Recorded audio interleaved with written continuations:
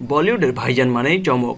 কখন কি করেন, কার রাতের ঘুম উড়িয়ে দেন, তা শুধু তিনি জানেন। এবার সামনে এলো 2005 সালের এক জমজমাট রাতের কাহিনী। সালটা 2005। সিনেমার নাম lucky no time for love. আর সেই সিনেমার শুটিং চলাকালীন ঘটেছিল এক অদ্ভুত ঘটনা, যা আজও স্মৃতির পাতায় রোমাঞ্চ জাগায়। ছবির পরিচালক রাধিকা রাও এবং বিনয় সাপ্রু সম্প্রতি এক সাক্ষাৎকারে জানালেন, রাশিয়ান অভিনেতা কর্মীদের মদ্যপানের দম্ভ এমন এক জায়গায় পৌঁছেছিল যে তারা নিজেরাই ঘোষণা দিয়েছিলেন, আমাদের হারানোর ক্ষমতা কারো নেই। সালমান খানও কম না, নির্ঘাত ভেবেছিলেন চলো দেখি কত ধানে কত চাল। এক বিশেষ পার্টির আয়োজন করলেন নিজের বাড়িতে। সতর্ক করা হয়েছিল এটা কিন্তু সালমানের পার্টি, সামলাতে পারবে তো। কিন্তু রাশিয়ানরাও সেই হুঁশিয়ারি শুনলেন না।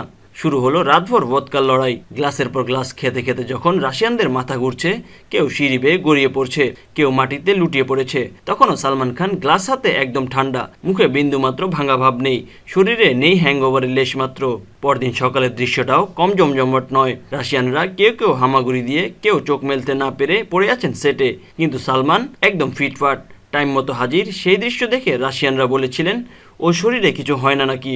পরিচালক রাধিকা রাও হাসতে হাসতে বলেন, সালমান একদম স্টিলের শরীর, রাতভর মদ্যপানের পরও ওকে দেখে মনে হয়নি কিছু একটা খেয়েছে। এই ঘটনা বলিউডে কিংবদন্তি হয়ে গেছে।